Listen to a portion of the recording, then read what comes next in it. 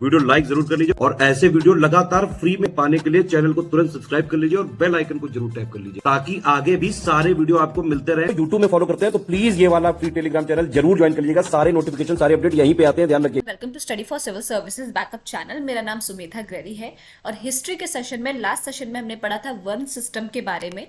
ठीक है कि ऋग्वैदिक कल्चर में हमारा जो ऋग्वैदिक सोसाइटी थी वो किस तरीके से डिवाइडेड थी, वर्ण किस हिसाब से डिवाइडेड थे। तो हमने देखा था कि वर्णों को जो है कर्मों के हिसाब से जो है डिवाइड किया गया था। सोसाइटी को वर्ण को किस हिसाब से डिवाइड किया गया था, कर्म के हिसाब से। इंसान जो कर्म करता था उस बेसिस पे उसका वर्ण डिसाइड किया जाता था।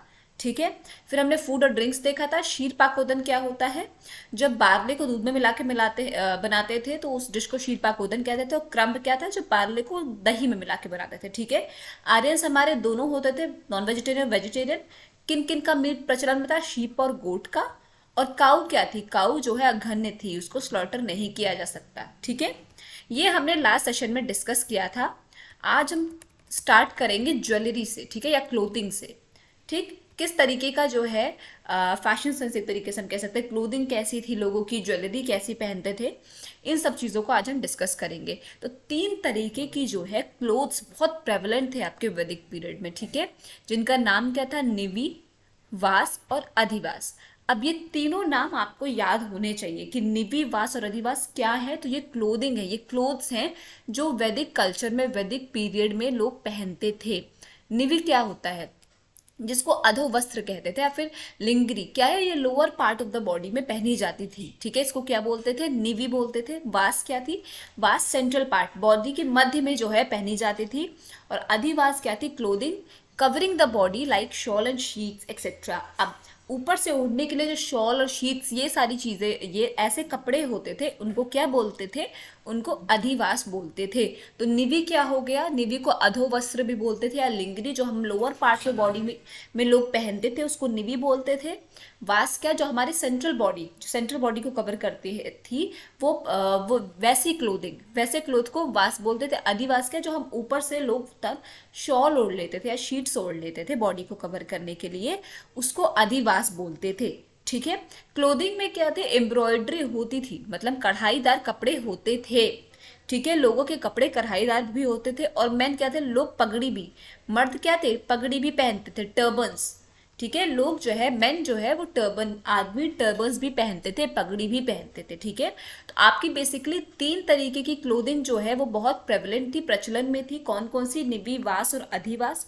एम्ब्रॉयडरी होती थी क्लोथिंग्स पे, और मेन क्या थे, आदमी पगड़ी भी पहनते थे। ठीक है, ये था आपका क्लोथिंग का पूरा कि वैदिक कल्चर या वैदिक पीरियड में आपकी क्लोथिंग कैसी होती थी लोगों की। अब आ जाते हैं ज्वेलरी पे कि लोग ज्वेलरी या फिर हम कहेंगे जो ऑर्नामेंट्स थे वो कैसे पहनते थे। ठीक है, तो Rukum was a gold necklace worn by the around the neck. अब रुकुम क्या है, कभी भी पूछा जाए आपसे कि रुकुम क्या है, तो रुकुम क्या है, गोल्ड नेकलेस है, गोल्ड की क्या है, नेकलेस है, गले में पहनने वाली गोल्ड की नेकलेस है। रुक में निश क्या है, निश पूछा भी जा चुका है पेपर में, बहुत इंपॉर्टेंट है ये सारी चीजें। निश आपके पेपर में भी पूछा जा चुका है। निश क्या है, एक गोल्ड पाइल ऑर्नामेंट है। ठीक है, गोल्ड पाइल और ऑर्नामेंट है। सिल्वर का मेंशन पूरे ऋग्वेदा में नहीं है, ये बहुत मेजर इंपॉर्टेंट लाइन है।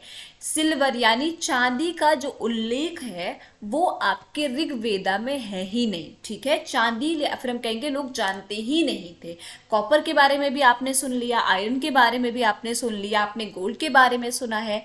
ठीक है, पर आपने कहीं भी सिल्वर के बारे में हमने अभी तक नहीं पढ़ा है। ठीक है, तो सिल्वर आपकी ऋग्वेदा में मेंशन ही नहीं है। ठीक, रुक्म क्या है, रुक्म जो गोल्ड नेकलेस, सोने का हार जो लोग पहनते थे अपने नेक में, गले में, उसको रुक्म बोलते थे। निश क्या है, निश एक गोल्ड पाइल या ऑर्नामेंट है, गोल्ड की, सोने की ऑर्नामेंट है। ठीक है, उसको हम निश बोलते थे। निश आपका पेपर में भी आ चुका है पहले। ठीक है, ये था आपका ज्वेलरी जो लोग पहनते थे।